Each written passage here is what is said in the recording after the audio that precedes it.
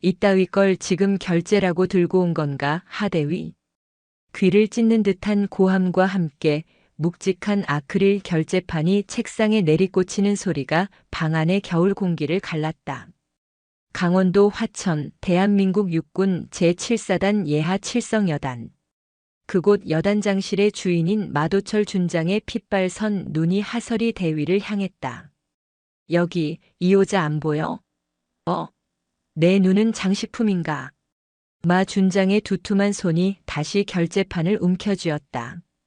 그리고 망설임 없는 동작으로 서 있는 하설이 대위의 관자놀이를 향해 결제판 모서리를 휘둘렀다. 퍽. 둔탁하지만 날카로운 통증이 하설이의 머리를 울렸다. 그녀는 입술을 깨물었다.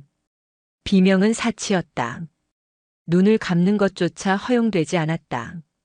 그저 두 주먹을 말아쥔 채 차렷 자세로 고통을 견뎌야 했다. 이마를 타고 뜨끈한 무언가가 흘러내리는 감각이 느껴졌다. 정신 똑바로 안 차려. 여기가 내년 놀이터인 줄 알아? 여기가 어딘 줄 알고. 마도철 준장은 방 안을 쿵쿵 울리며 걸어다녔다. 그의 어깨에 달린 하나의 별, 그 준장 계급장이 유난히 역겹게 빛났다. 그는 이 혹한의 땅 화천에서 왕이었다. 그의 말 한마디에 모든 것이 결정되었고 그의 심기를 거스르는 것은 곧 지옥을 의미했다.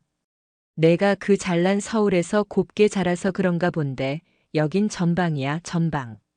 전쟁 나면 제일 먼저 내년 같은 것들부터 죽어나가는 곳이라고. 그런데 이따위 정신 상태로 부대원들 밥은 먹여 살릴 수 있겠어? 하설이는 군수참모부 소속 실무장교였다. 그녀가 올린 것은 다가올 혹한기 훈련의 유류 및 부식 확보 계획서였다. 결제 서류의 오자는 확보라 쓴 타자 실수 하나였다. 죄송합니다. 즉시 수정하겠습니다. 설이의 목소리는 떨리지 않았다. 그녀는 훈련된 군인이었다. 그녀는 고개를 숙이지 않았다. 다만 그녀의 시선은 마 준장의 책상 위에 놓인 값비싸 보이는 만년필에 고정되었다. 저 만년필은 지난주 이 지역 군납 건설업체 사장이 들고 왔던 것이다. 마 준장은 그와 1시간 넘게 웃으며 담소를 나눴다. 그리고 그날 이후 부대 내 시설 개선 공사업체는 이유 없이 변경되었다. 하설이는 모든 것을 알고 있었지만 아무것도 할 수 없었다. 그녀는 그저 대위였고 그는 준장이었다. 죄송하면 다야? 내가 지금 이 결제 하나 미루는 바람에 우리 장병들 훈련에 얼마나 막대한 차질이 생기는지 알아 몰라. 시정하겠습니다, 여단장님. 피가 턱 선을 타고 흘러 전투복 옷깃을 적셨다. 마도철은 그것을 보고도 눈 하나 깜빡하지 않았다. 오히려 만족스러운 듯 콧방귀를 뀌었다. 즉, 그러니 여군은 안 된다는 거야. 계집애가 군대에 와서 버티려니 얼마나 힘들겠어. 안 그런가, 하대위? 그냥 편하게 시집이나 갈 것이지. 성희롱에 가까운 모욕이었다. 하설이의 눈동자가 순간 타올랐지만 그녀는 곧 감정을 억눌렀다. 그녀는 지금 이 순간 하나의 생각만을 떠올렸다. 나는 하설이 대위다. 그저 하설이 대위일 뿐이다. 그녀가 이토록 모욕을 견디는 이유는 단 하나였다. 그녀의 아버지는 하강훈, 현 육군 참모총장이었다. 별 4, 대한민국 육군을 호령하는 대장이었다. 그녀가 육군 사관학교가 아닌 학군단 ROTC를 선택했을 때도 아버지는 묵묵히 지켜보았다. 임관 후 최전방인 화천 칠성 부대를 자원했을 때도 아버지는 딱 한마디 물었다. 후회하지 않겠느냐? 저는 아버지의 딸이 아니라 대한민국의 장교로 복무하고 싶습니다. 아버지의 이름에 기댄다는 말은 제군 생활 내내 듣고 싶지 않습니다. 그녀의 의지는 확고했다. 하강훈 대장은 딸의 뜻을 존중했다. 하설이가 하강훈 대장의 딸이라는 사실은 군 최고 위급 기밀 사항으로 분류되었다. 인사 자료에도 그저 평범한 가정의 자녀로 기록되었다. 마도철 준장 같은 일선 지휘관은 까맣게 모르고 있었다. 마도철은 하설이가 그저 서울 출신의 백없는 여군 장교라고 생각하며 마음껏 분풀이 대상으로 삼고 있었다. 그의 비리를 눈치채고 있는 듯한 하설이의 날카로운 눈빛이 그는 더욱 마음에 들지 않았다. 당장 꺼져. 그리고 이 서류 오늘 밤새워서라도 완벽하게 다시 만들어 와. 내일 아침 내 책상에 올라와 있지 않으면 그땐 결제판으로 안 끝나. 칠성. 하설이는 피가 흐르는 이마를 닦을 생각도 하지 못한 채 절도 있게 경례를 붙이고 여단장실을 나왔다. 문을 닫자마자 복도의 차가운 공기가 상처를 스쳤다. 행정반의 사병들이 그녀의 모습을 힐끔거렸지만 이내 겁에 질린 듯 눈을 내리깔았다. 모두가 알고 있었다. 마도철 준장의 관기를. 그녀는 곧장 의무실로 가지 않았다. 여단 본부 뒤편의 인적 드문 화장실로 향했다. 차가운 물을 틀어 피를 씻어냈다. 거울 속에는 관자놀이가 찢어져 피딱지가 앉기 시작한 창백한 얼굴의 여군 대위가 서 있었다. 눈물이 핑 돌았다. 억울해서가 아니었다. 분해서가 아니었다. 나는 이걸 원했잖아. 스스로의 힘으로 인정받고 싶었다. 아버지의 거대한 그늘에서 벗어나 하설이라는 이름 석자로 당당히 서고 싶었다. 하지만 현실은 군복을 입은 폭력배의 결제판에 머리가 깨지는 굴욕이었다. 아버지, 저는 잘하고 있는 걸까요? 그녀는 전투복 주머니에서 진동이 울리는 것을 느꼈다. 힘겹게 손을 넣어 휴대전화를 꺼냈다. 발신자. 아버지. 하설이는 흐르는 눈물을 급히 훔쳤다. 목을 가다듬고 최대한 밝은 목소리를 쥐어짰다. 네, 아버지. 저 하설이입니다. 수화기 너머로 대한민국 육군 수장의 낮고 힘있는 목소리가 들려왔다. 설이야. 별일 없지? 목소리가 왜 그러나? 하설이는 거울 속에 자신을 바라보았다.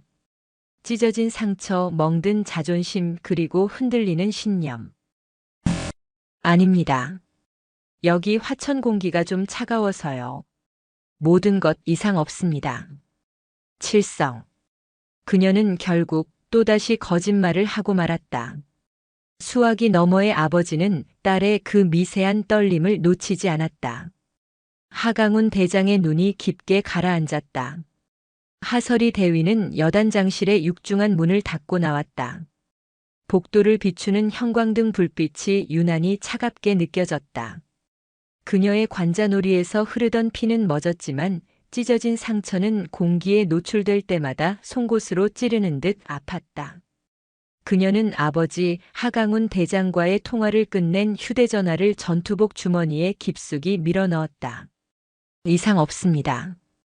그녀가 내뱉은 거짓말은 그녀 자신을 향한 칼날이 되어 심장을 후벼 팠다. 아버지의 그 짧은 침묵. 그 침묵이 나는 안다고 말하는 것 같아 설이는 더욱 비참해졌다. 그녀는 의무실로 향하지 않았다. 이 상처를 공식적인 기록으로 남기고 싶지 않았다. 마도철 준장에게 또 다른 꼬투리를 잡히거나 별것도 아닌 일로 유난 떤다는 소문을 퍼뜨릴 기회를 주고 싶지 않았다. 그녀가 향한 곳은 자신의 사무실이 있는 군수참모부였다. 이미 늦은 밤이었지만 사무실에는 몇몇 당직 근무자들과 야근 중인 실무자들이 남아 있었다. 그녀는 최대한 상처가 보이지 않게 고개를 숙이며 자기 자리로 향했다.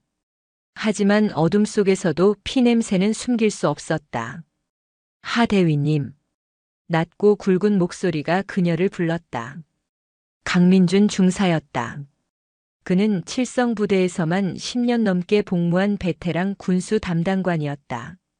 툭 붉어진 광대뼈와 거친 손마디가 화천의 모진 풍파를 대변하는 듯한 사람이었다. 그는 하설이가 처음 이 부대로 전입 왔을 때부터 그녀의 깐깐하지만 공정한 업무 방식을 묵묵히 지지해주는 몇 안 되는 사람이었다.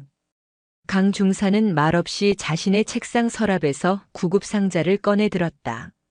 그리고 하설이의 책상으로 다가와 작은 소독약과 거즈, 의료용 테이프를 꺼내 놓았다.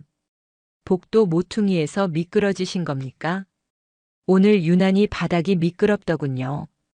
강 중사의 시선은 하설이의 상처에 고정되어 있었지만 그의 목소리는 무심한 듯 평이했다. 결제판이라는 단어는 그들 사이에 존재하지 않았지만 두 사람 모두 그 진실을 알고 있었다. 고맙습니다, 강 중사. 특히 어떤 방 앞은 더 조심하셔야 합니다. 그 방은 바닥 재질이 유난히 딱딱해서 한번 넘어지면 크게 다칩니다. 그의 말에는 뼈가 있었다. 하설이는 강 중사가 건넨 소독솜으로 상처를 꾹 눌렀다. 아픔보다 더한 서러움이 밀려왔다.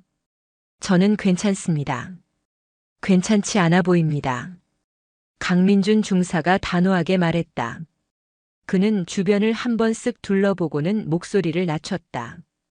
하 대위님. 대위님은 너무 고드십니다. 그게 군인의 본분 아닙니까? 이곳 화천에서는 너무 고든 나무는 가장 먼저 부러집니다. 특히 똥파리들이 꼬이기 시작하면 말입니다.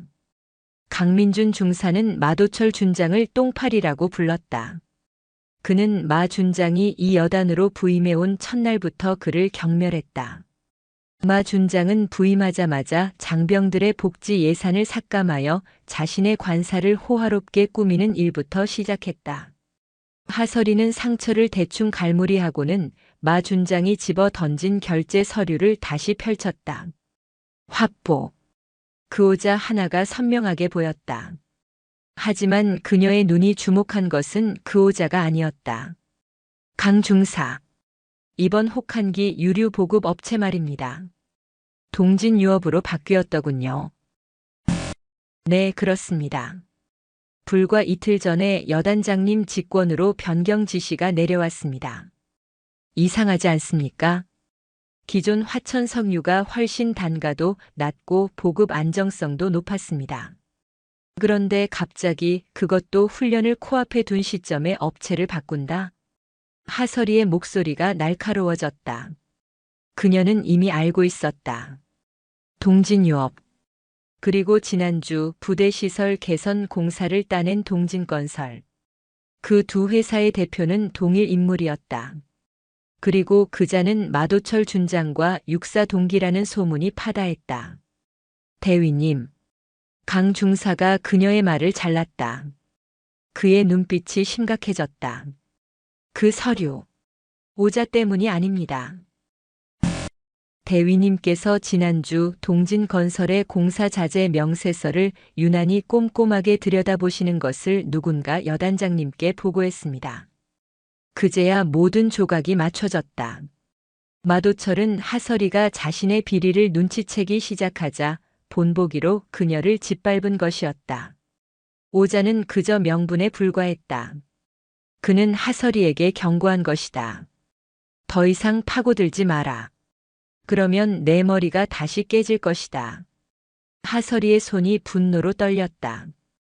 이것은 단순한 갑질이나 폭력이 아니었다. 자신의 부정부패를 감추기 위한 계획적인 협박이었다. 그래서 강 중사님은 제가 어떻게 하길 바라십니까? 모른 척 하길 바라십니까? 강민준 중사는 한참 동안 말이 없었다. 그는 창밖의 어둡고 쓸쓸한 연병장을 바라보았다. 제 동기 중에 김상사라고 있었습니다. 정직한 친구였죠. 3년 전 혹한기 훈련 때였습니다. 그때도 보급에 문제가 생겼습니다. 방한 장비가 제때 지급되지 않았습니다. 예산이 부족하다는 이유였습니다. 김 상사는 자기 방한 외투를 소대 막내에게 벗어주고 그날 밤 동상으로 발가락 3개를 잃었습니다. 강 중사의 목소리가 낮게 잠겼다. 그런데 말입니다. 그해 겨울 당시 대대장의 관사에는 최신형 벽난로가 설치되었습니다. 예산이 부족해서가 아니었습니다. 도둑 맞은 것이었죠. 그는 다시 하설이를 바라보았다. 그의 눈은 부하를 잃은 상사의 슬픔과 불의를 목격한 자의 분노로 이글거리고 있었다. 저는 대위님께 아무것도 바라지 않습니다. 다만 대위님마저 부러지시면 이 칠성 여단에는 정말 아무도 남지 않을 것 같아서 드리는 말씀입니다. 강 중사는 구급 상자를 챙겨 자기 자리로 돌아갔다. 부러지지 마십시오. 그 말은 하설이의 뇌리에 깊게 박혔다. 하설이는 찢어진 관자놀이의 통증을 애써 무시하며 컴퓨터 자판을 두드렸다. 확보를 확보로 고쳤다. 하지만 그녀는 거기서 멈추지 않았다. 그녀는 동진유업의 사업자 등록번호와 동진건설의 등록번호를 대조했다. 그리고 두 회사의 최근 거래 내역과 마도철 준장의 결제 라인을 하룻밤 내내 추적하기 시작했다.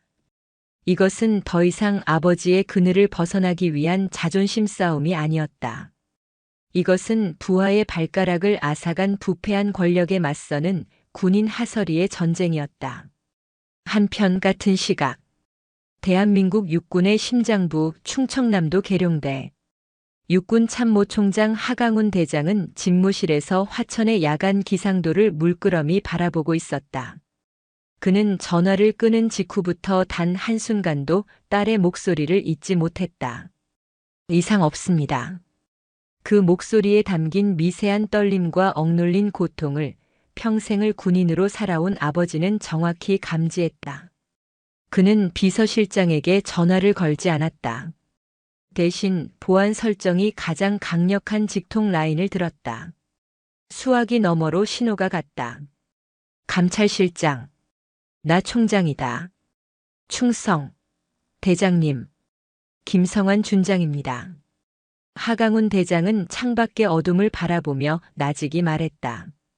김 장군. 내일 아침 자네가 직접 챙겨야 할 일이 있네. 예, 대장님. 하명하십시오. 강원도 화천 칠성여단. 마도철 준장. 그 친구. 요즘 평판이 어떤가? 사사로운 감정 말고 부대 내 여론과 특히 군수 관련해서 깨끗한지 비공식적으로 아주 조용히 확인해주게. 칠성여단 말씀이십니까? 감찰실장의 목소리에 미묘한 긴장이 흘렀다. 그래. 아주 조용히. 내 이름은 거론되지 않아야 하네. 이건 명령이 아니라 내 개인적인 부탁일세. 알겠습니다, 대장님. 즉시 조치하겠습니다. 전화가 끊겼다. 하강훈 대장은 의자에 깊숙이 몸을 묻었다. 그는 딸을 믿었다. 하지만 동시에 그는 맹수를 다루는 조련사처럼 냉정했다.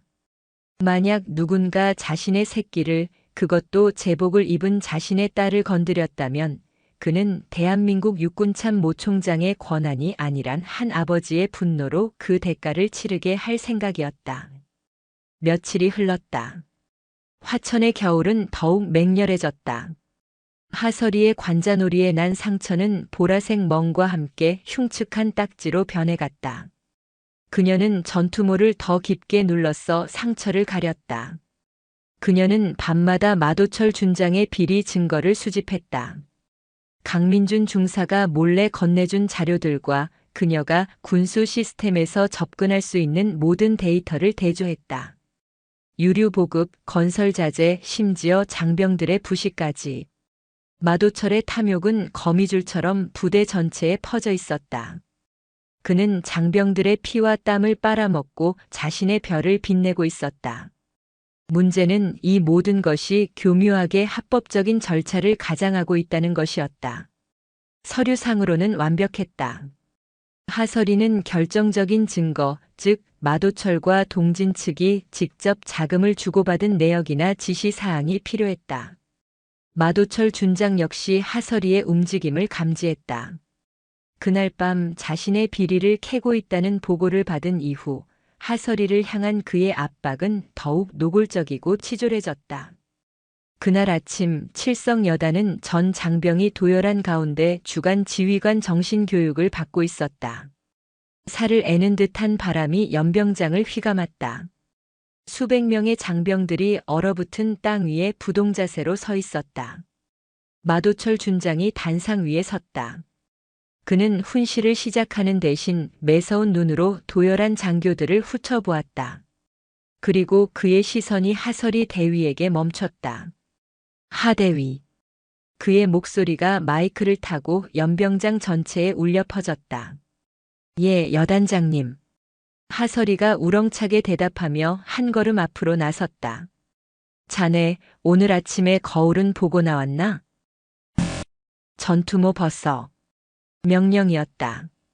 하설이는 망설였다. 수백 명의 부하 장병들이 그녀를 주목하고 있었다. 전투모를 벗으면 그 흉측한 상처가 만천하에 드러날 터였다. 명령이다. 전투모 벗어.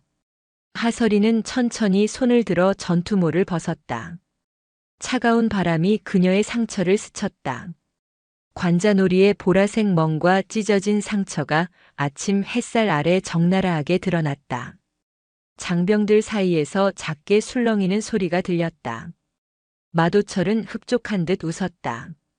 꼴 좋다. 아주 볼만하군. 하대위. 그 상처는 뭔가? 지난밤에 술이라도 마시고 넘어진 겐가?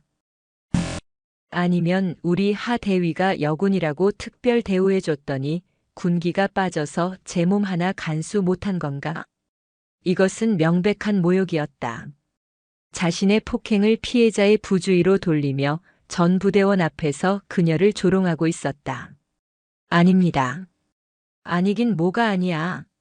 내년 하나 때문에 지금 우리 칠성여단 전체의 군기가 해이해졌다는 생각은 안 드나? 여군 장교가 얼굴이나 다치고 다니고 이게 무슨 망신인가?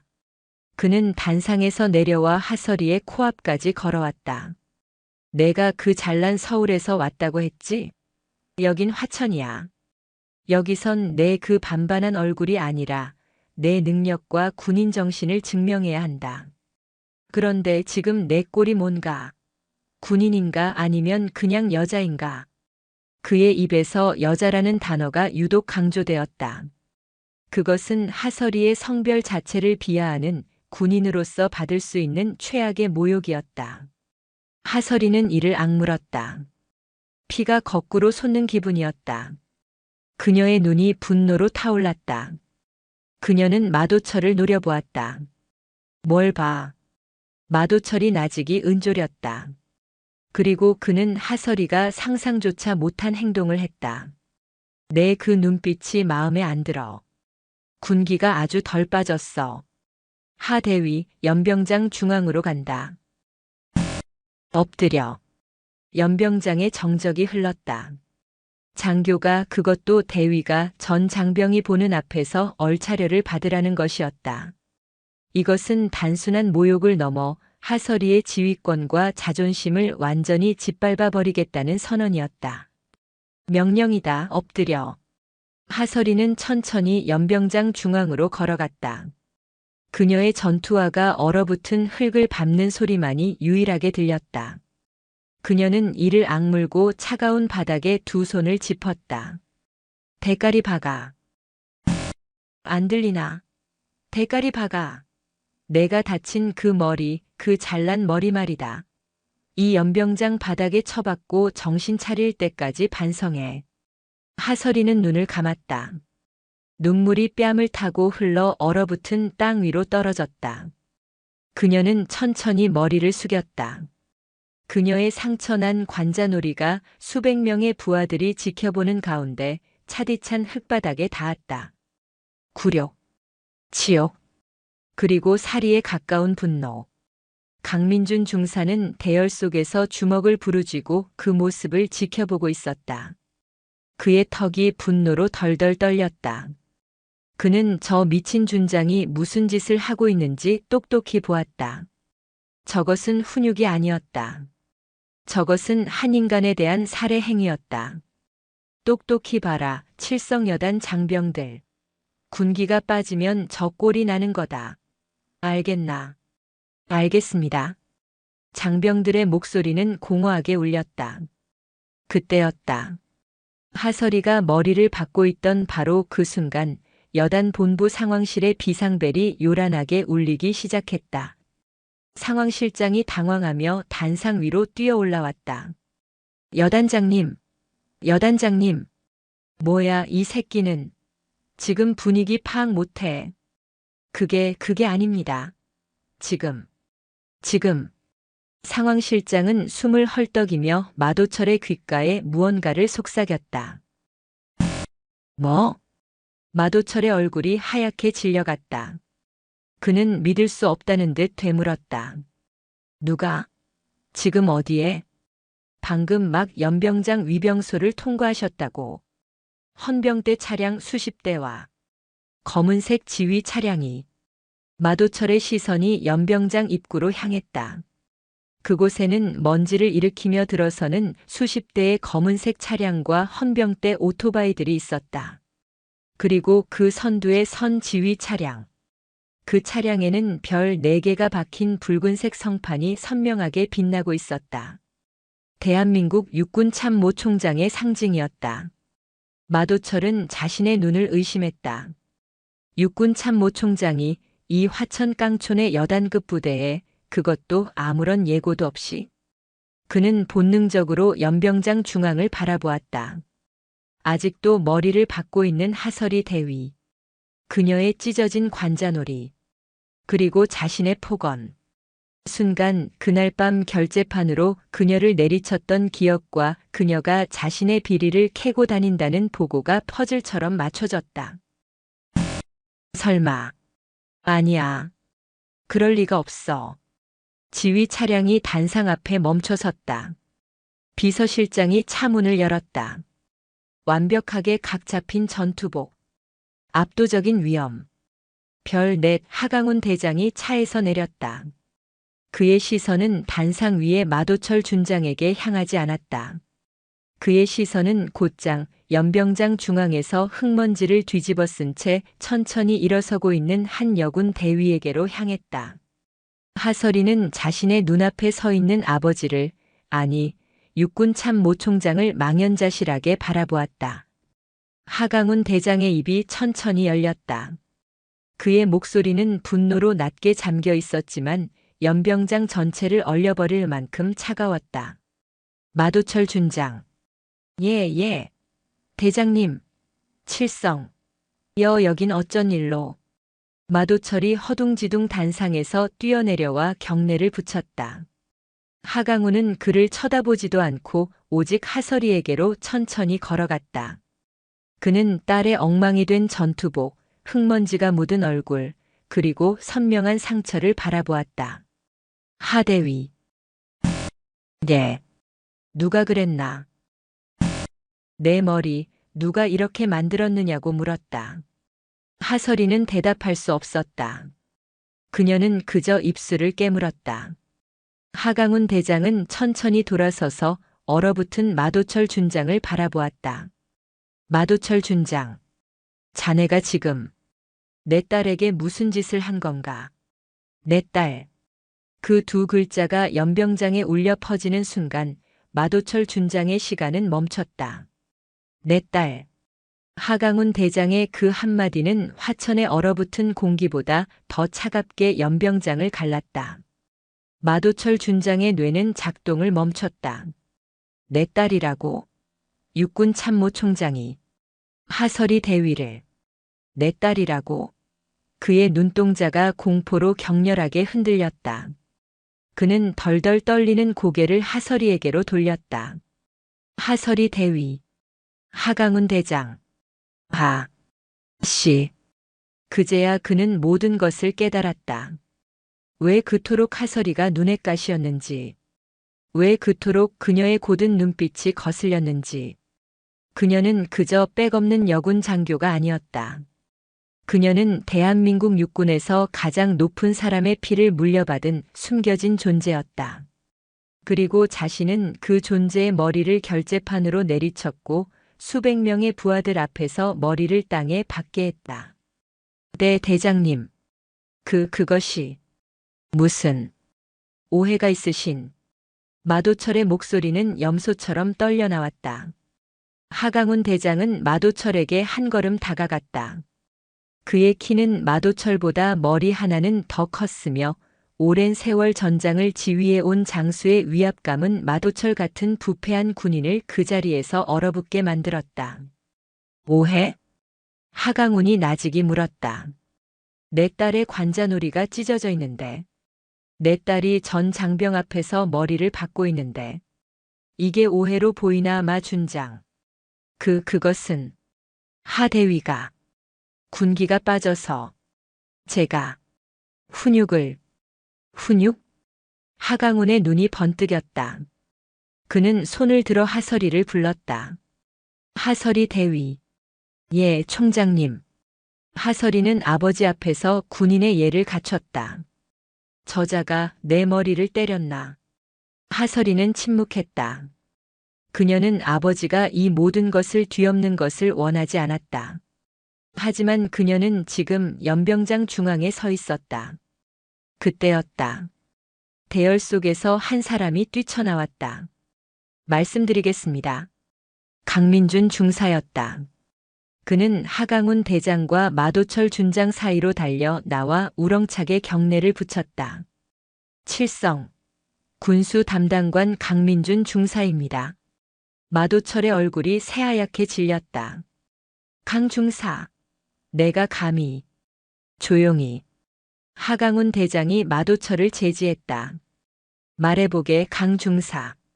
강민준 중사는 하설이의 찢어진 상처를 한 번, 그리고 마도철을 증오 어린 눈으로 한 번 쳐다본 뒤 총장에게 보고했다. 하설이 대위님의 상처는 며칠 전밤 여단장실에서 마도철 여단장님이 결재판으로 직접 가격하여 생긴 상처입니다. 당시 사무실의 모든 실무자들이 그 소리를 들었습니다. 연병장이 다시 한번 술렁였다. 장교가, 그것도 여군 장교가 장군에게 폭행을 당했다. 그리고 오늘 여단장님은 그 폭행 사실을 은폐하고 하 대위님의 명예를 실추시키기 위해 전 장병이 보는 앞에서 넘어져 다친 것으로 몰아가며 고의적인 모욕과 얼차려를 지시했습니다. 저 새끼가. 마도철이 강 중사에게 달려들려 했지만 총장의 비서실장과 헌병들이 즉시 그를 막아섰다. 하강훈 대장의 표정은 변하지 않았다. 그는 이미 감찰실의 비공식 보고를 통해 모든 정황을 파악하고 있었다. 그가 오늘 예고 없이 헬기를 타고 이곳까지 온 이유는 딸의 안부를 확인하기 위해서이기도 했지만 마도철의 비리를 현장에서 적발하기 위함이기도 했다. 그리고 그는 자신이 상상했던 것보다 훨씬 더 끔찍한 현장을 목격했다. 강 중사. 예, 총장님. 자네가 말한 결재판 말일세. 마 준장이 하 대위를 가격한 이유가 정말 서류의 오자 때문이었나? 강민준 중사는 이 순간을 기다렸다는 듯 품속에서 비닐에 싼 서류 뭉치 하나를 꺼냈다. 아닙니다. 마도철 여단장님은 자신의 육사 동기가 운영하는 동진건설 및 동진유업과 결탁하여 수년간 군수 비리를 저질러 왔습니다. 하설이 대위님은 그 비리 정황을 포착하고 조사를 시작했습니다. 이것은 그 증거 자료입니다. 뭐라고? 마도철이 비명을 질렀다. 저건 날 줘야. 저놈이 날 모함하는 거라고. 총장님. 강민준 중사가 무릎을 꿇었다. 이 서류는 마도철 준장이 직접 폐기하라고 지시한 원본 입찰 서류와 그가 결제한 허위 자재 명세서 사본입니다. 장병들의 피복과 유류, 심지어 훈련용 포탄까지 빼돌린 정황이 여기에 다 있습니다. 하강훈 대장은 서류를 건네받았다. 그는 서류를 넘겨보지 않았다. 그는 이미 모든 것을 알고 있었다. 그가 어젯밤 감찰실장에게 지시한 것은 단순한 평판 조회가 아니었다. 그것은 마도철의 모든 자금 흐름과 통신 내역을 하룻밤 사이에 샅샅이 뒤지는 특별 감찰의 시작이었다. 마도철 준장. 하강훈이 얼어붙은 그를 불렀다. 자네는 군복을 입을 자격이 없다. 네, 대장님. 한 번만 기회를. 제가 다 내 놈에게 설명할 기회를 줄 생각 따위는 없다.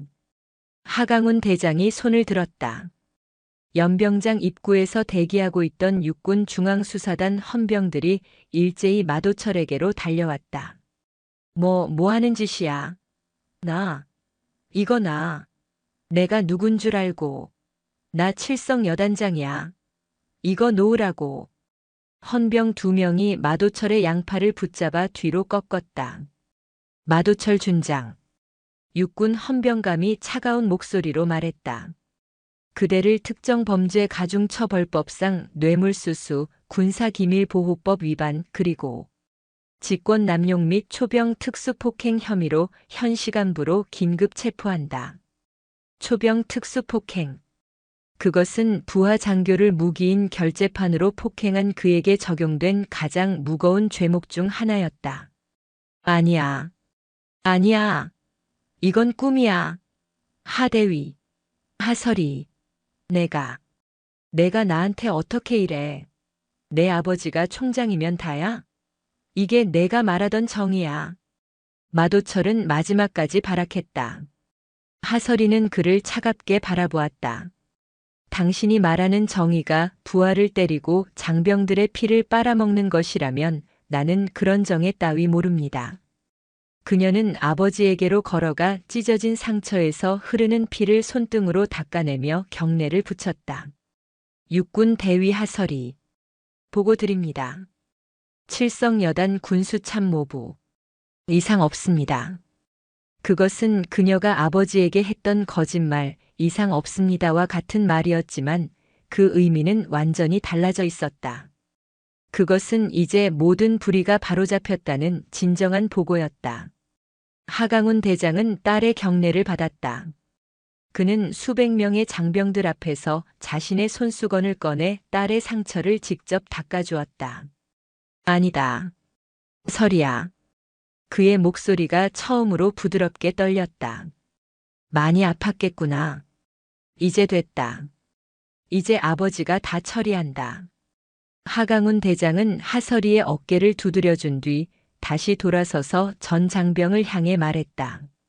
칠성여단 장병 여러분. 여러분은 오늘 군의 명예를 더럽힌 한 명의 부패한 지휘관을 목격했다. 하지만 동시에 그의 목소리가 연병장을 울렸다. 불의에 굴복하지 않고 자신의 신념을 지킨 하설이 대위와 진실을 밝히기 위해 목숨을 건 강민준 중사라는 2명의 진정한 군인을 목격했다. 이들이야말로 우리 칠성부대의 진정한 명예다. 하강훈 대장은 강민준 중사를 일으켜 세웠다. 강 중사의 용기에 깊은 감사를 표하네. 자네 같은 군인이 있어 육군은 아직 희망이 있다. 과찬이십니다, 총장님. 강 중사의 눈시울이 붉어졌다. 마도철 준장은 헌병대의 차량에 처참한 모습으로 구겨 넣어졌다. 그가 그토록 자랑스러워했던 어깨의 별은 그의 죄악만큼이나 무겁게 그를 짓누르고 있었다. 차가운 화천의 연병장 위로 늦었지만 분명한 정의의 태양이 떠오르고 있었다. 사장 끝. 이야기의 가장 어두운 터널이 지나고 이제 정의 구현의 서막이 올랐습니다.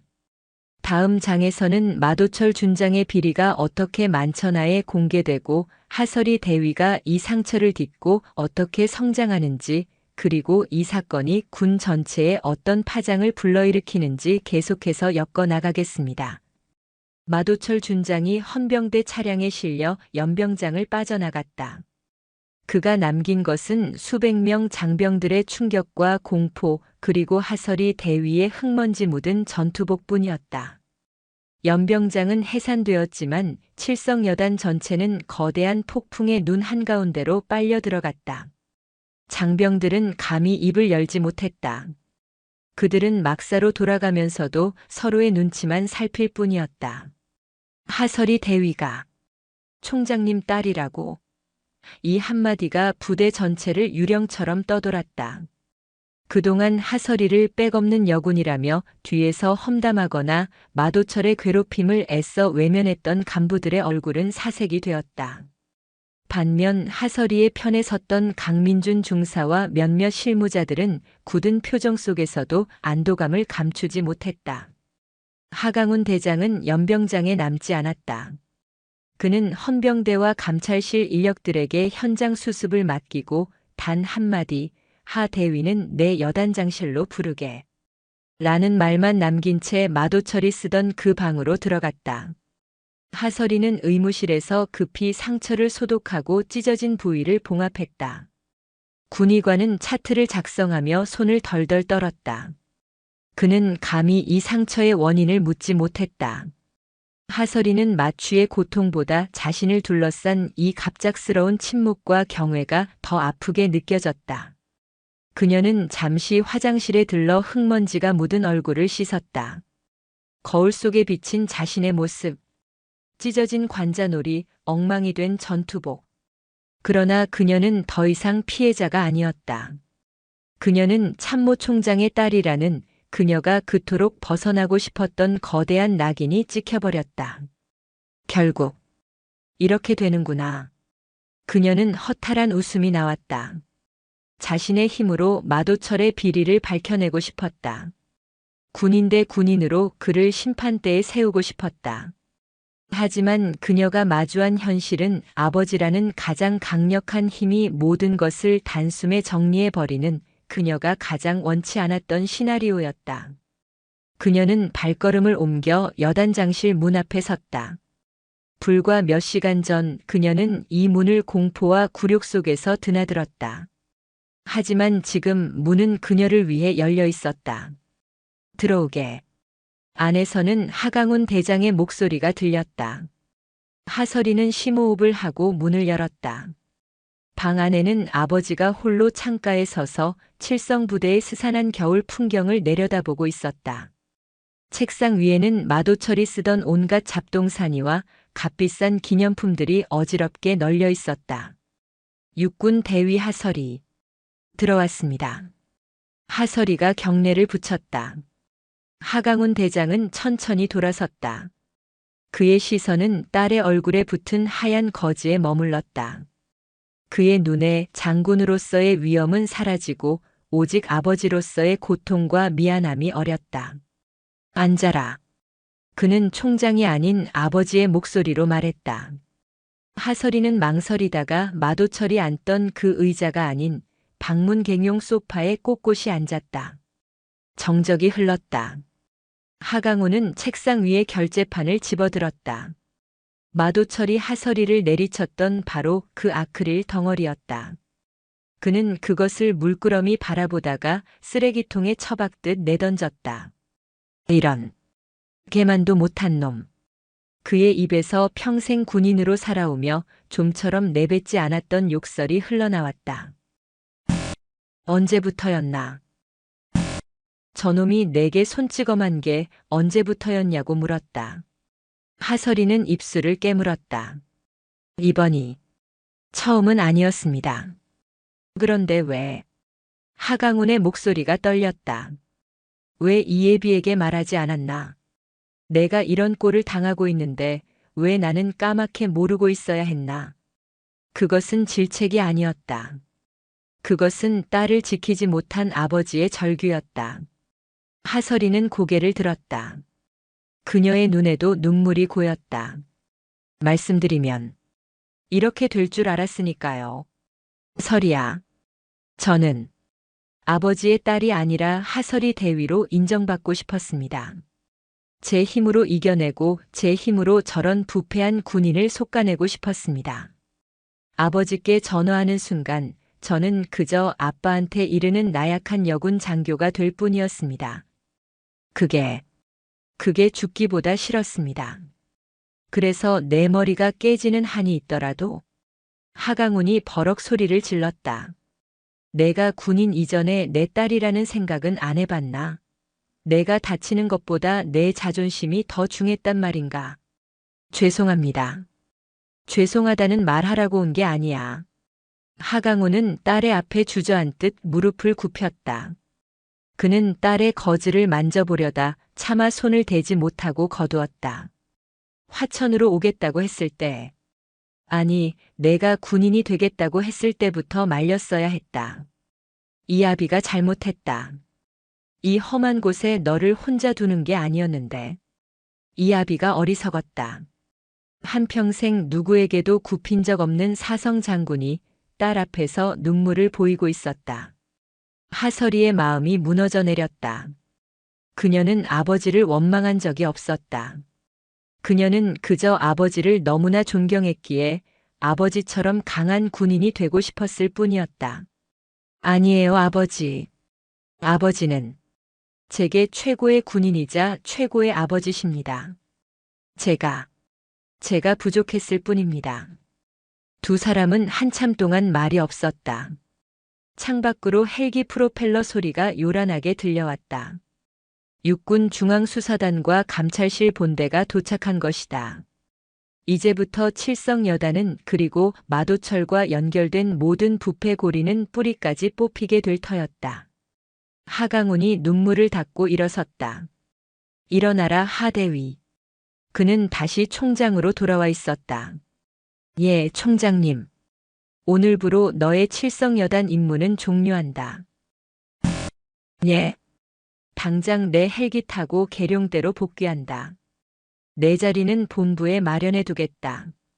총장님, 이건 명령이다. 하강훈이 단호하게 말했다. 내가 원했든 원치 않았든 너는 이미 폭풍의 눈이 되었다. 내가 여기 남아있으면 수사는 공정성을 잃고 너는 부대원들에게 위화감만 조성하게 될 것이다. 그게 내가 원하는 방식은 아닐 테지. 강민준 중사를 포함한 내부 고발자들은 내 직권으로 완벽하게 보호한다. 마도철은 군법에 따라 엄중하게 처리될 것이다. 그러니 너는 잠시 이 싸움에서 빠져. 하강훈은 딸에게 선택권을 주지 않았다.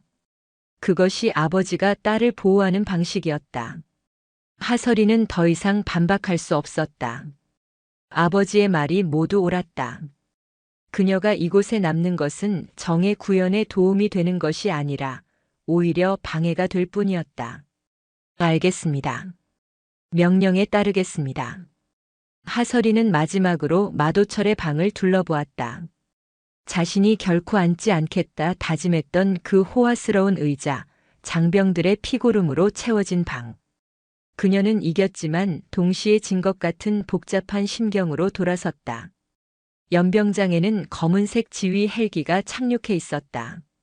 하설이가 헬기에 오르자 칠성부대의 모든 장병들이 막사 창문으로 복도로 나와 그녀를 지켜보고 있었다. 그들의 눈빛에는 경외와 두려움, 그리고 알 수 없는 미안함이 뒤섞여 있었다. 헬기가 거대한 바람을 일으키며 떠올랐다. 하설이는 창밖으로 점점 작아지는 화천의 부대를 내려다보았다. 그녀가 모든 것을 걸고 지키려 했던 곳. 그녀가 자신의 힘으로 바로잡고 싶었던 곳. 그녀는 떠나지만 심판은 이제 막 시작되고 있었다. 하설이 대위가 계룡대로 복귀한 다음 날 대한민국군 전체가 발칵 뒤집혔다. 사건은 하강훈 대장의 철저한 보안 지시에도 불구하고 언론을 통해 터져나왔다. 최초 보도는 국방부를 출입하던 한 기자의 단독 보도였다. 단독 육군 최전방 일성 장군, 부하여군 장교 결재판 폭행 및 가혹행위. 현장서 긴급 체포. 제목은 자극적이었다. 내용은 더욱 충격적이었다. 마도철 준장의 만행이 낱낱이 공개되었다. 결재판 폭행, 전 장병 앞에서의 모욕적인 얼차려, 그리고 수년간 이어져 온 것으로 추정되는 군수 비리 의혹까지. 기사가 터지자마자 국방부는 물론 청와대까지 보고가 올라갔다. 국민들의 분노는 하늘을 찔렀다. 특히 결재판으로 머리를 내리쳤다는 대목과 전 장병 앞에서 머리를 박게 했다는 부분은 군 인권 문제가 얼마나 심각한지 상징적으로 보여주는 사건이 되었다. 포털 사이트 실시간 검색어는 결재판 장군, 마도철 준장, 칠성부대 등의 단어가 장악했다. 하지만 언론은 아직 결정적인 사실 하나를 모르고 있었다. 그 부하 여군 장교가 바로 육군 참모총장의 딸이라는 사실을. 육군본부는 즉각 특별수사단을 꾸렸다. 수사단장은 군검찰의 전설로 불리는 그 누구의 눈치도 보지 않는다는 불도저 박철규 준장이 맡았다. 하강훈 대장은 수사단 구성에 일절 관여하지 않고 오직 법과 원칙에 따라 한 점 의혹 없이 처리하라는 원론적인 지시만 내렸을 뿐이다. 그것이 오히려 수사단에게 성역 없이 수사하라는 가장 강력한 신호가 되었다. 수사는 화천 칠성여단에서 시작되었다. 마도철이 체포되자마자 그에게 줄을 대고 있던 부패한 간부들은 공포에 떨었다. 강민준 중사는 육군본부의 특별보호조치 아래 수사단의 핵심 참고인이 되어 자신이 수집한 모든 자료를 넘겼다. 수사가 진행될수록 마도철의 비리는 상상을 초월했다. 그는 동진건설과 동진유업을 운영하는 육사동기 민영환 사장과 결탁하여 수십억 원대의 군 예산을 빼돌렸다. 겨울철 장병들에게 지급되어야 할 신형 방한 피복 수천 벌이 실제로는 구형 재고품으로 납품되었습니다. 그 차액은 마 준장과 민 사장의 주머니로 들어갔습니다. 강 중사의 증언이었다. 혹한기 훈련 유류를 빼돌리기 위해 훈련 일정을 고의로 축소하거나 유류 사용량을 조작했습니다. 장병들은 영하 20도의 혹한에서 제대로 된 난방조차 하지 못하고 떨어야 했습니다. 심지어 장병들의 부식까지 손을 댔습니다. 수사관이 경악하며 물었다. 부식이라고? 네. 매주 지급되는 신선한 육류와 채소의 양을 줄이고 그 대신 유통기한이 임박한 냉동 가공식품으로 대체했습니다. 그렇게 아낀 예산으로 마 준장은 자신의 관사에 개인용 와인 저장고를 만들었습니다. 강 중사는 울분을 터뜨렸다. 수사관들의 주먹이 부르르 떨렸다. 수사단은 즉시 민영환 사장을 소환했다. 민 사장은 처음에는 혐의를 완강히 부인했다. 억울합니다. 저는 정상적인 입찰 절차를 통해 계약했을 뿐입니다. 마 준장과는 동기지만 사적인 거래는 일절 없었습니다. 하지만 수사단이 마도철의 차명 계좌 내역과 민영환의 법인카드 사용 내역을 동시에 제시하자 그의 얼굴은 잿빛으로 변했다. 민영환의 법인카드로 결제된 수천만 원짜리 명품 시계가 마도철의 부인에게 선물로 들어간 것이 확인되었다. 이것도 정상적인 입찰 절차의 일환이었나? 박철규 수사단장의 서슬 퍼런 질문에 민영환은 결국 무너졌다. 마도철. 그자가 먼저 요구했습니다. 여단장으로 부임하자마자 저를 불러 자네 사업, 내가 돕지 않으면 화천에서 발도 못 붙일 것이라며 협박했습니다. 저는 어쩔 수 없었습니다. 그의 변명과 함께 마도철이 직접 서명한 이중 장부와 내부 결제 서류들이 쏟아져 나왔다. 한편 계룡대 육군본부 하설이 대위는 본부 군수참모부 산하의 한적한 사무실로 임시 발령을 받았다. 그녀는 총장님 딸이라는 이유로 그 어떤 업무에서도 배제되었다. 모두가 그녀를 어려워했고 그녀에게 말을 거는 것조차 부담스러워했다. 그녀가 원했던 것이 이런 것은 아니었다. 나는 괴물인가? 그녀는 자신이 마치 전염병 환자처럼 격리되어 있다는 느낌을 받았다. 마도철은 법의 심판을 받겠지만 자신은 아버지 백을 쓴 장교라는 주홍글씨를 평생 달고 살아야 할지도 몰랐다. 그녀는 수사단에 공식 진술서를 제출했다. 마도철의 폭행과 폭언, 그리고 자신이 인지했던 비리 정황을 6장에 걸쳐 빽빽하게 작성했다. 그녀의 진술서는 그 어떤 감정도 배제한 채 오직 팩트만을 기록했다. 그녀의 진술서가 수사단에 도착했을 때 박철규 준장은 진술서를 한참 동안 말없이 읽어내려갔다. 이게 대위가 쓴 글이라고? 예, 그렇습니다. 하설이 대위가 직접 작성하여 제출했습니다. 이건 군인의 글이다. 박철규 준장은 하설이의 진술서에서 사적인 감정이나 원망 대신 오직 불의를 바로잡으려는 군인의 의지를 보았다. 그녀는 자신이 당한 폭행조차 사건 번호 몇의 특수 폭행으로 분류하여 건조하게 기술했다. 총장님 딸이라서가 아니었군. 박철규가 중얼거렸다. 이 정도의 통찰력과 강단이 있었기에 그 지옥 같은 곳에서 버티며 증거를 찾을 수 있었던 게야. 그는 즉시 하강훈 대장에게 직보했다. 총장님, 하설이 대위의 진술 받았습니다. 이것만으로도 마도철의 폭행 혐의는 완벽하게 입증됩니다. 존경스럽습니다. 저런 딸을 두셔서. 하강훈은 아무 말 없이 수화기를 들고 있었다. 그날 밤 하설이는 계룡대 인근의 군인 아파트, 아버지의 관사에서 홀로 저녁을 먹고 있었다. 텔레비전에서는 결재판 장군 뉴스가 연일 시끄럽게 흘러나왔다. 앵커 내 군 당국은 이번 사건을 계기로 전군 지휘관을 대상으로 인권 실태 및 부대 운영 감찰에 착수한다고 밝혔습니다. 하지만 솜방망이 처벌에 그칠 것이라는 우려도. 그때 현관문이 열리는 소리가 났다.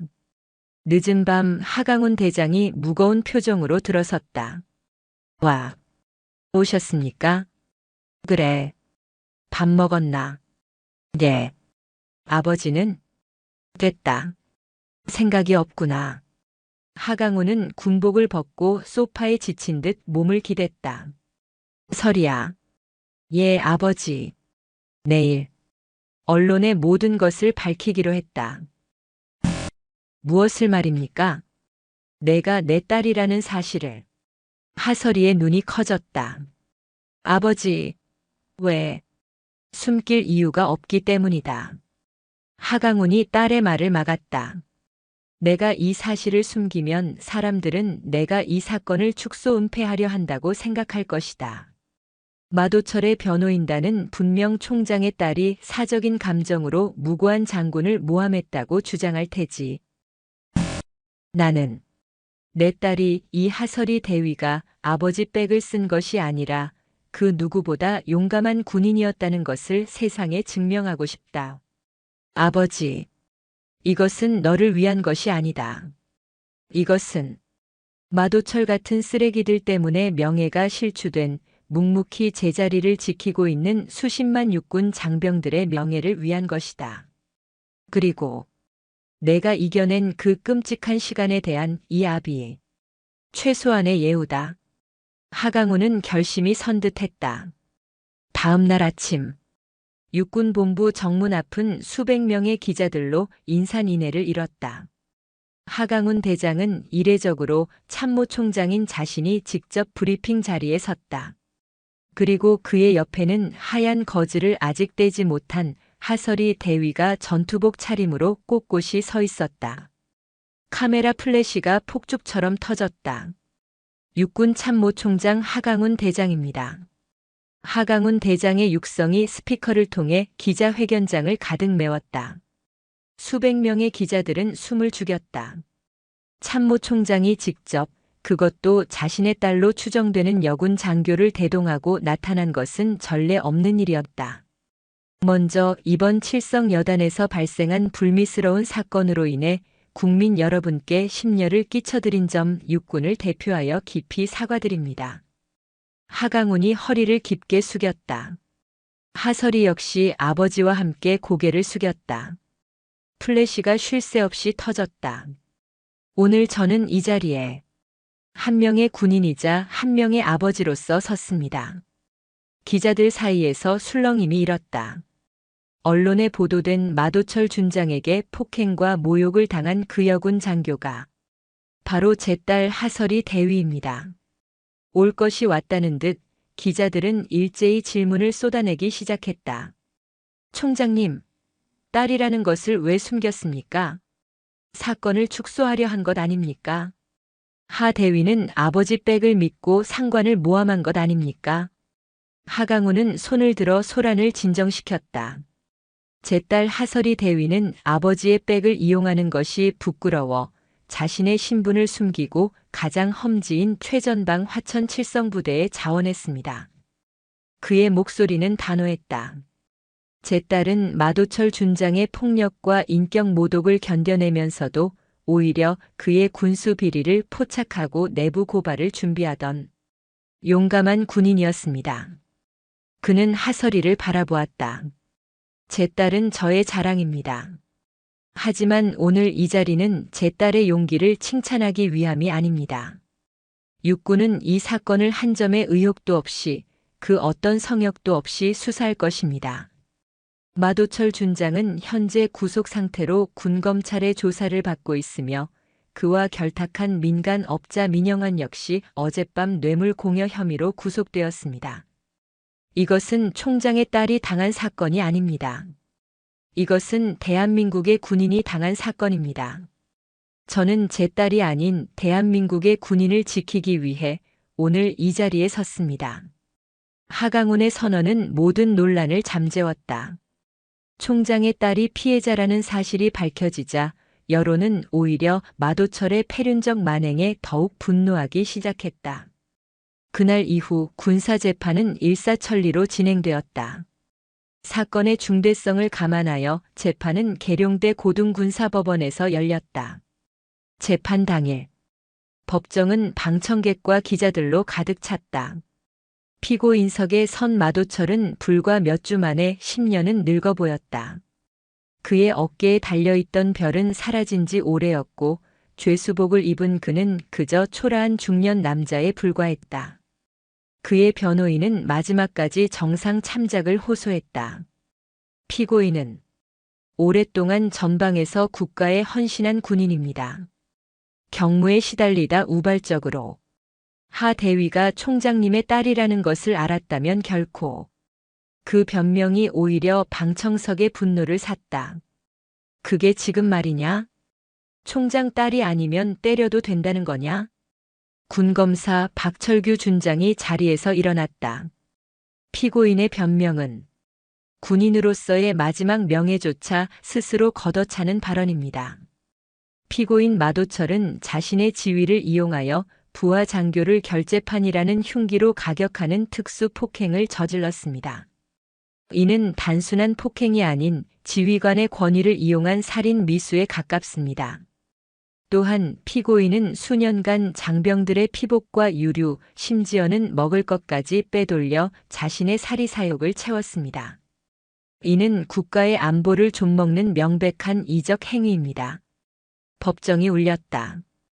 피고인은 자신의 딸과 같은 나이의 여군 장교에게 인간으로서 차마 입에 담을 수 없는 모욕을 주고 수백 명의 부하가 보는 앞에서 머리를 땅에 박게 했습니다. 이는 칠성부대의 명예가 아니라 대한민국 육군 전체의 명예를 흙바닥에 처박은 것입니다. 박철규 검사의 눈이 피고인을 향했다.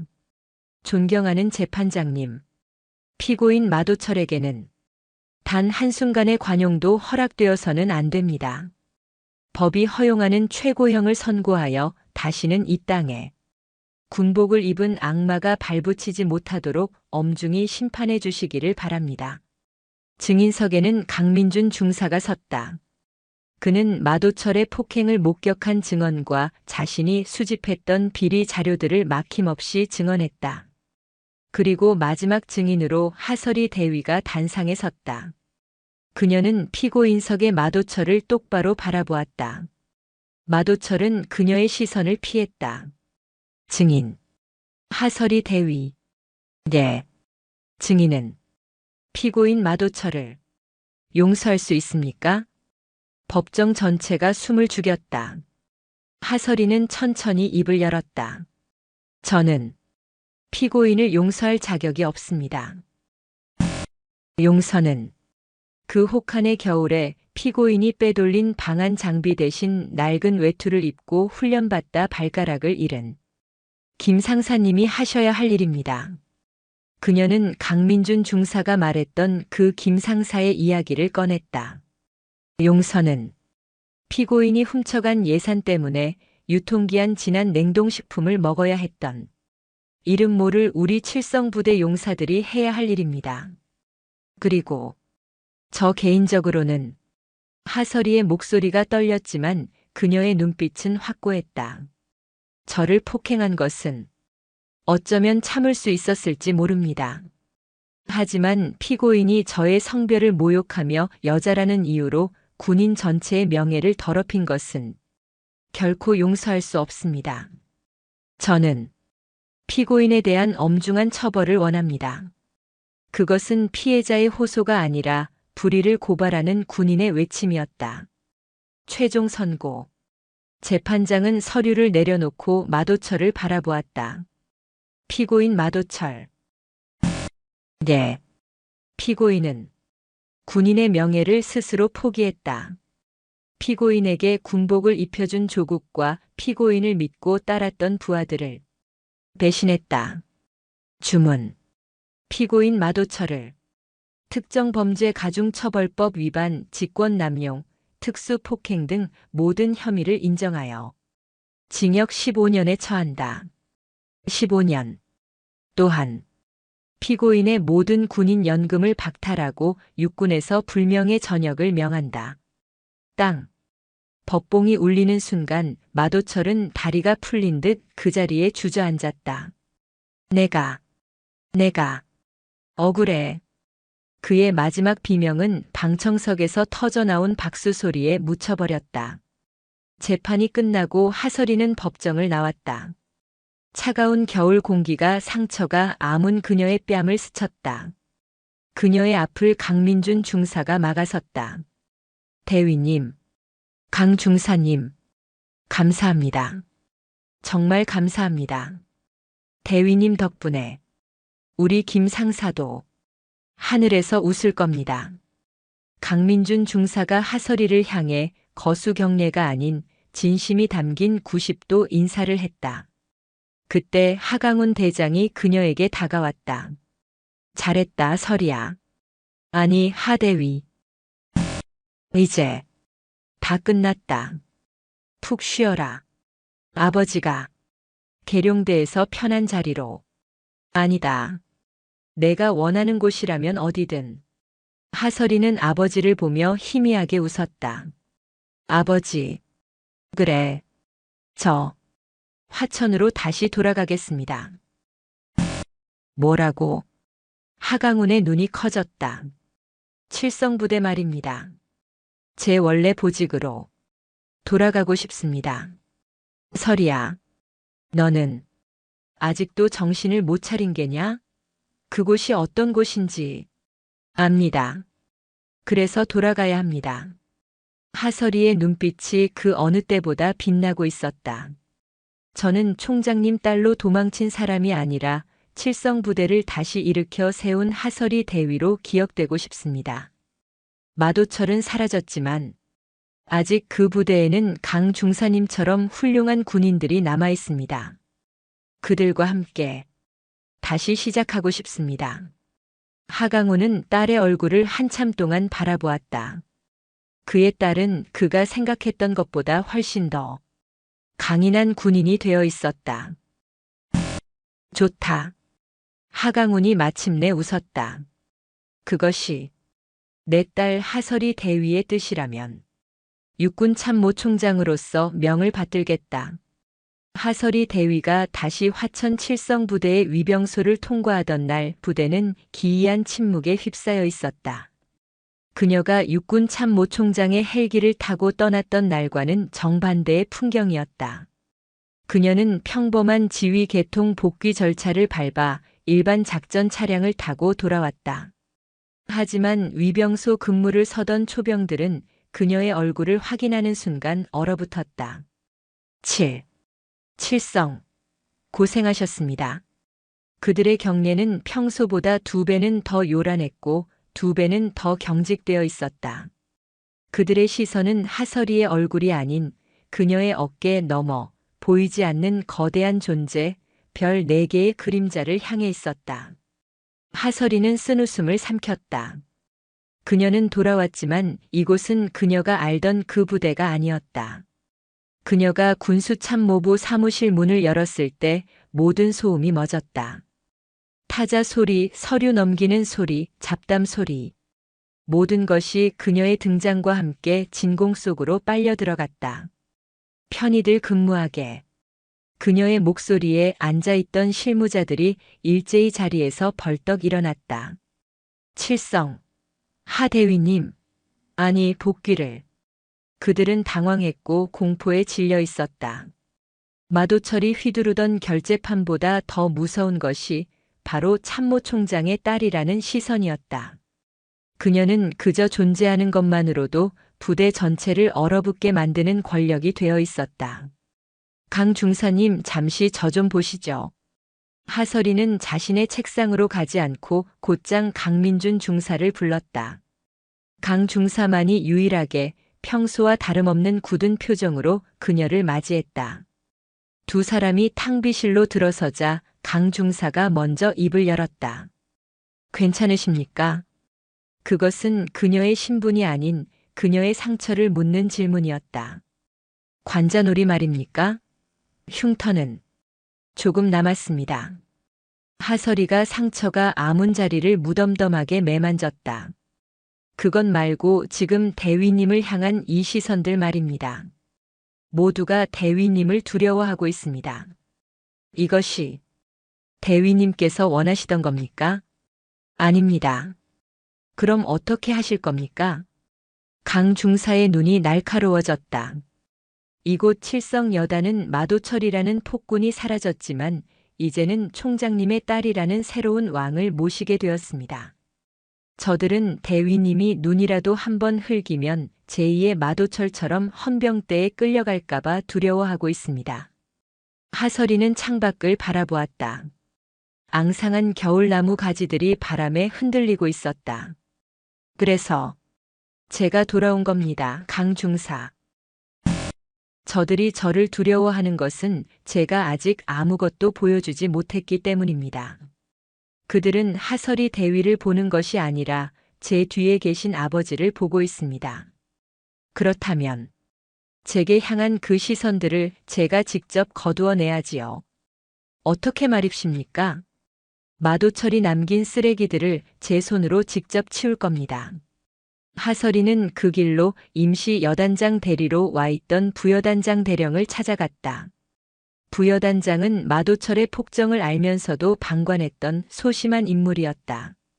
그는 하설이를 보자마비자 의자에서 거의 넘어질 듯이 일어났다. 하대위, 어서 오게. 아니, 오실 거면 미리 연락을. 칠성, 복귀 신고합니다. 육군 대위 하설이 금일부로 군수참모부 원보직으로 복귀를 명받았습니다. 그래. 복귀. 그래, 알지. 그런데 하 대위가 이런 누추한 곳에서 계속 근무를. 총장님께서도. 부여단장님. 하설이가 그의 말을 잘랐다. 저는 총장님의 딸이기 이전에 이 부대의 군수참모 장교입니다. 그리고 지금부터 여단장실 사용은 제가 하겠습니다. 뭐라고? 제가 쓰겠다는 것이 아닙니다. 하설이는 차갑게 말했다. 이 방은 마도철 준장이 우리 장병들의 피를 빨아먹던 범죄 현장입니다. 부여단장님께서는 이 방에서 결재를 받는 것이 편하십니까? 저는 제가 폭행당했던 이 방을 볼 때마다 그날의 치욕이 떠오릅니다. 부여단장의 얼굴이 하얗게 질렸다. 당장 이 방을 폐쇄하고 모든 비품을 중앙수사단에 증거물로 이관 요청하겠습니다. 그리고 부여단장님께서는 임시 지휘실을 사용해 주십시오. 마도철이 남긴 이 호화스러운 집기들 장병들이 보는 앞에서 전부 드러내야 합니다. 그것은 건의가 아닌 통보였다. 그날 오후 칠성여단 본부 앞마당에 마도철이 쓰던 거대한 원목 책상, 최고급 소파, 심지어 와인 저장고까지 모든 것들이 밖으로 끌려 나왔다. 장병들은 멀찍이서 그 광경을 지켜보았다. 하설이는 그 물건들 앞에서 전 장병을 집합시키지 않았다. 그저 묵묵히 강민준 중사와 함께 물품 목록을 대조하고 헌병대 트럭에 실을 뿐이었다. 저게 하 대위님이 하신 일이라고. 여단장실을 없애버렸어. 장병들 사이에서 수군거림이 퍼져나갔다.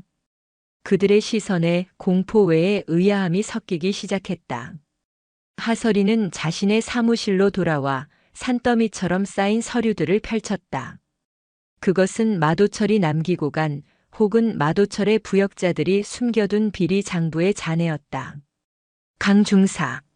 마도철 한 명이 사라졌다고 이 부대가 깨끗해진 건 아닙니다.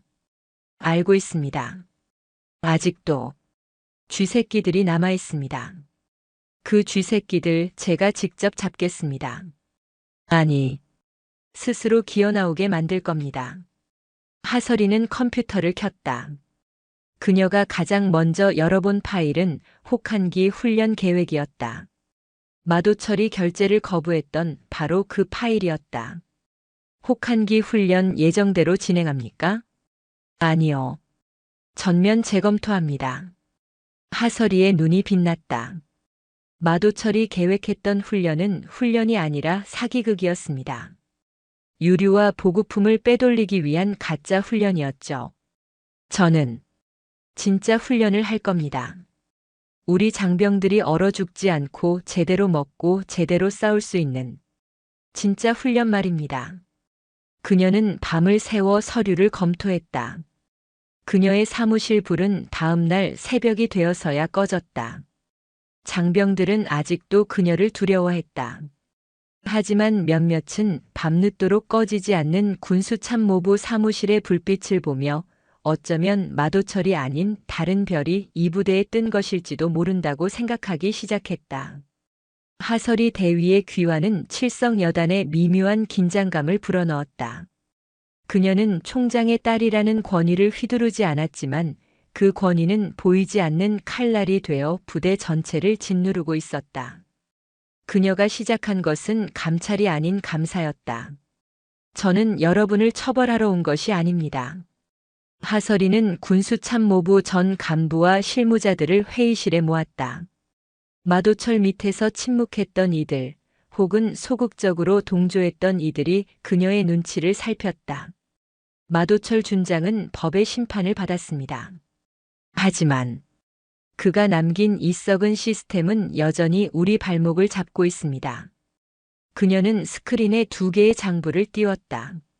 하나는 마도철이 결제한 공식 유류 소모 장부였고 다른 하나는 강민준 중사가 몰래 기록해온 실제 유류 소모량이었다. 차이가 보입니까? 서류상으로 우리 부대는 매일 수천 리터의 등유를 난방으로 소모했습니다. 하지만 현실은 우리 용사들은 내복을 2겹씩 껴입고 입이 돌아가는 추위 속에서 잤습니다. 회의실 공기가 얼어붙었다. 이 사라진 기름들은 다 어디로 갔습니까? 공중으로 증발했습니까? 아니면 여기 앉아 계신 누군가의 주머니로 들어갔습니까? 몇몇 간부들의 얼굴이 하얗게 질렸다. 지금부터 자진 신고를 받겠습니다. 하설이가 말했다. 마도철의 지시로 어쩔 수 없이 협조했던 것, 알고도 눈 감았던 것 모두 좋습니다. 지금 이 자리에서 바로잡는다면 저 하설이 대위가 여러분의 책임을 최대한 덜어드릴 것을 약속합니다. 하지만 그녀의 시선이 한 명 한 명을 꿰뚫었다.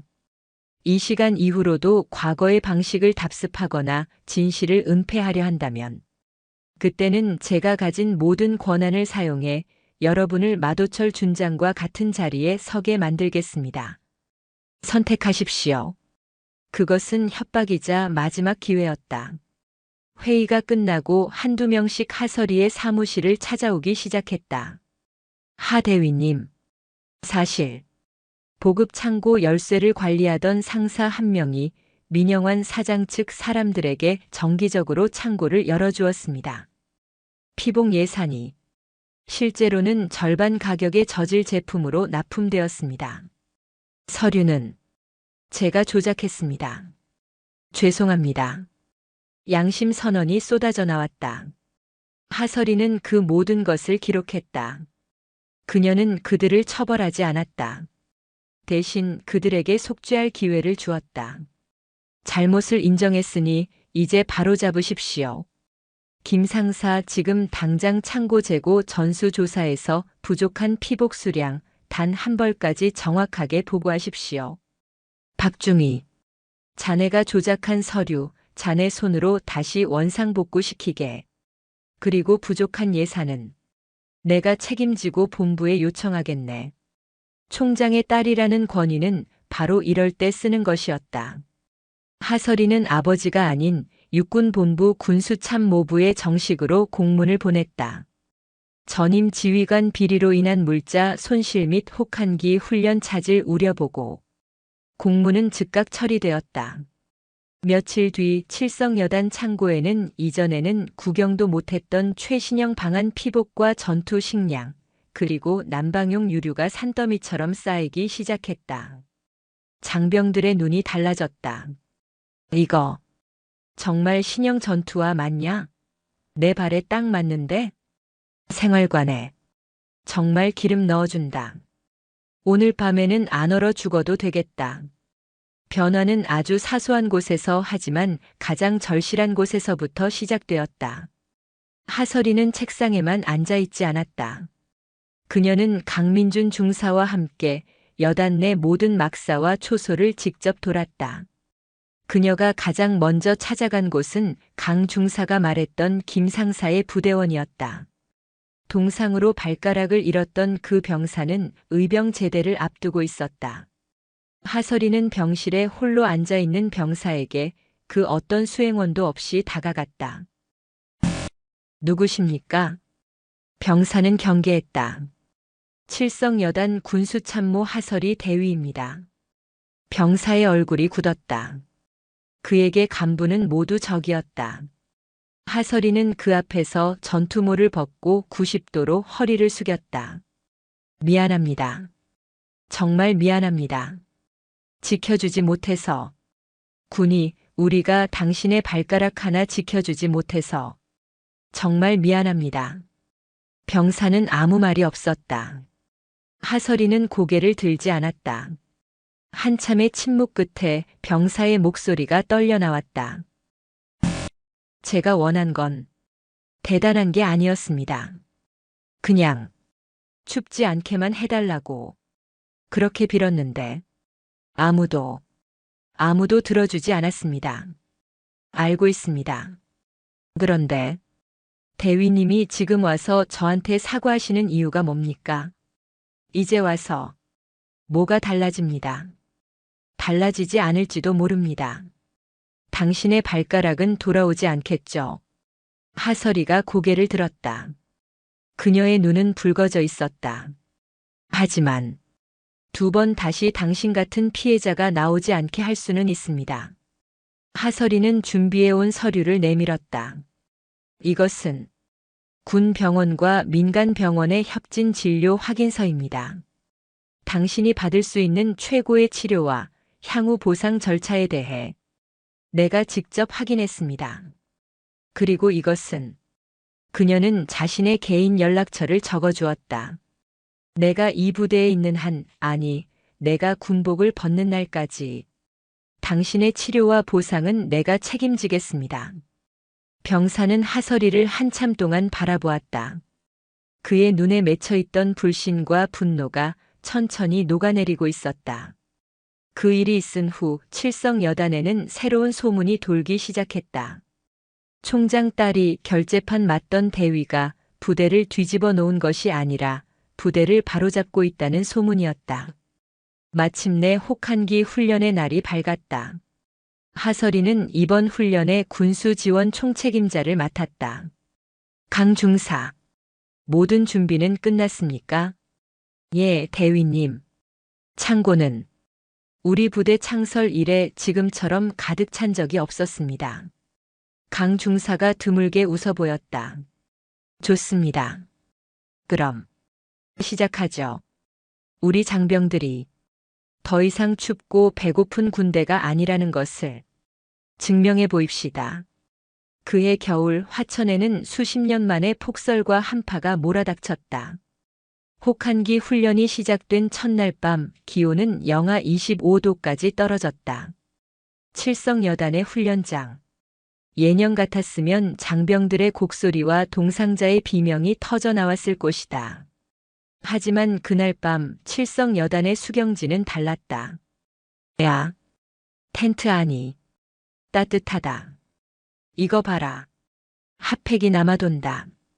발바닥에도 붙였다. 각 텐트마다 지급된 신형 난방기는 붉은 빛을 토해내며 텐트 안 공기를 훈훈하게 데우고 있었다. 훈련 시작 전 하설이가 본부의 요청에 긴급 보급받은 물품이었다. 식사 추진. 오늘은 뼈다귀 해장국이다. 취사 트레일러에서는 뜨거운 김이 쉴 새 없이 뿜어져 나왔다. 마도철 시절에는 상상도 못할 특식이었다. 하설이는 부식 예산을 정상화한 뒤 훈련 중인 장병들의 사기를 위해 야간 특별 메뉴를 직접 편성했다. 하설이 대위는 지휘 텐트에 앉아 있지 않았다. 그녀는 방한모를 깊게 눌러쓰고 강민준 중사와 함께 꽁꽁 얼어붙은 훈련장 외곽을 순찰하고 있었다. 유류 보급 상태 이상 없습니다. 모든 난방기 정상 작동 중입니다. 식수 얼지 않도록 조치 완료했습니다. 그녀는 무전기를 통해 보고를 받으며 직접 병사들의 텐트를 방문했다. 춥지 않나? 문제 있는 것 있으면 즉시 보고하게. 그녀의 갑작스러운 방문에 병사들은 놀랐지만 이내 익숙하게 경례를 붙였다. 칠성. 전혀 춥지 않습니다. 하 대위님. 그들의 목소리에는 더 이상 총장의 딸에 대한 공포가 아닌 자신들을 챙겨주는 지휘관에 대한 신뢰가 담겨 있었다. 바로 그때였다. 훈련 본부의 통신망에 다급한 무전이 끼어들었다. 치지직. 여기는 독수리. 독수리. 통신 불량. 고립. 좌표. 통신이 끊겼다. 훈련장 외곽에서 정찰 임무를 수행하던 독수리팀, 즉 수색대대 알파 분대가 폭설로 인해 길을 잃고 고립된 것이었다. 지휘본부가 발칵 뒤집혔다. 임시 여단장 대리인 부여단장은 안절부절 못했다. 뭐야. 당장 수색대를 보내. 아니 헬기를. 헬기가 뜰 수 있나? 폭설로 인해 헬기 이륙 불가능합니다. 수색대 위치 파악도 어렵습니다. 우왕좌왕하는 사이 시간은 흐르고 있었다. 이 추위에 고립된다면 30분 안에 저체온증으로 사망할 수도 있었다. 그때 하설이가 지휘 텐트의 문을 열고 들어왔다. 부여단장님, 제가 가겠습니다. 하 대위가? 자네는 군수장교야. 전투병력이. 저는 이 훈련장의 모든 지형과 보급로를 머릿속에 넣고 있습니다. 하설이가 지도를 펼쳤다. 독수리 팀의 마지막 교신 지점은 마석 고개입니다. 그곳은 바람이 심해 눈이 쌓이면 차량이 접근할 수 없는 곳입니다. 그럼 어쩔 텐가? 제가 마도철 준장의 비리를 조사하며 훈련장 일대의 모든 비인가 루트를 확인했습니다. 하설이의 눈이 빛났다. 정규 보급로가 아닌 과거 땔감을 나르던 샛길이 있습니다. 그곳은 좁지만 바람이 막혀 눈이 덜 쌓입니다. 산악용 기동 차량 K-534이라면 접근 가능합니다. 그녀는 마도철의 비리를 캐던 것이 역설적으로 부대원들을 살릴 지도를 그린 셈이 되었다. 강중사. 예, 대위님. 즉시 산악 기동 차량과 구급약, 방한팩, 비상식량을 챙겨서 저와 함께 출발합니다. 부여단장님께서는 본부에 남아 후속 지원을 지휘해 주십시오. 그녀의 목소리에는 망설임이 없었다. 그것은 명령이었다. 부여단장은 자신도 모르게 고개를 끄덕였다. 알겠네. 조심하게. 하설이와 강중사는 즉시 차량에 올라탔다. 눈보라가 앞을 가렸지만 하설이는 자신이 외워둔 그 새끼를 향해 거침없이 차량을 몰았다.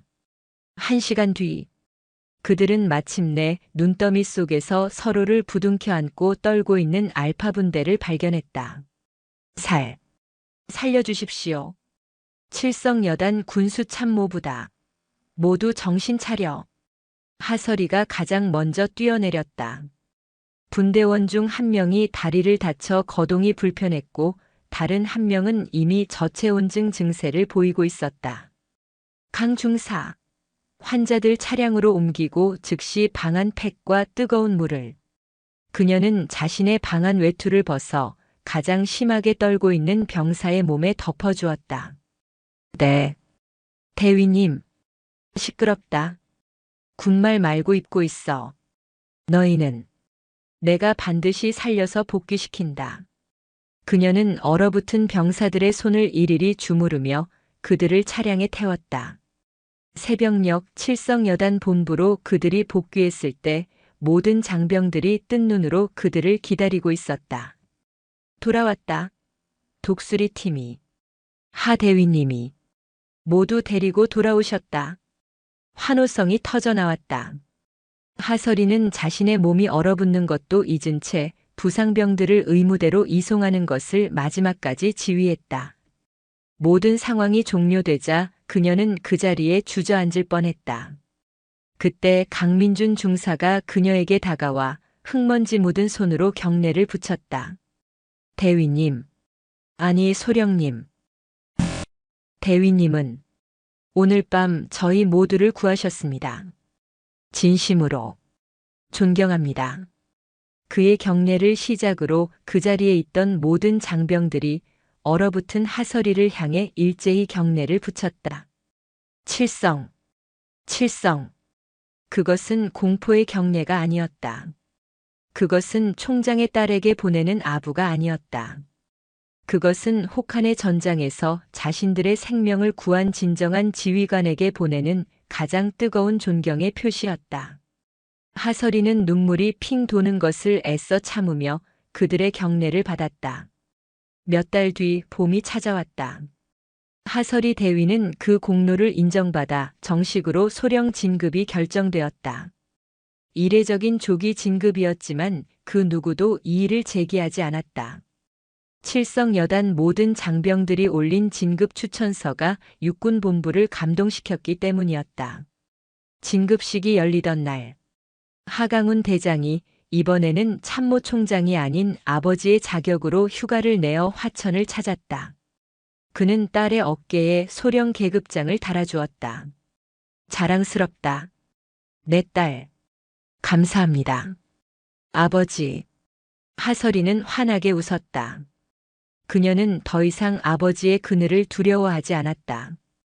진급식이 끝나고 하설이 소령은 강민준 중사와 함께 부대가 내려다 보이는 초소에 섰다. 그녀의 관자놀이에는 결재판에 맞았던 그날의 흉터가 희미하게 남아 있었다. 흉터가 아직 남으셨습니다. 강 중사가 말했다. 네. 하지만 이젠 아프지 않습니다. 강 중사. 하설이가 흉터를 매만졌다. 이건 제가 이겨낸 상처고 제가 지켜낸 명예의 증표니까요. 그녀는 따뜻한 봄바람이 불어오는 훈련장을 바라보았다. 그곳에는 마도철의 탐욕이 아닌 하설이의 헌신으로 다시 태어난 건강한 칠성부대가 숨쉬고 있었다. 스스로의 힘으로 아픔을 이겨내고 스스로의 빛으로 부대를 밝힌 별. 하설이는 더 이상 누군가의 딸이 아닌 진정한 칠성의 별이 되어 화천의 하늘에 가장 밝게 빛나고 있었다.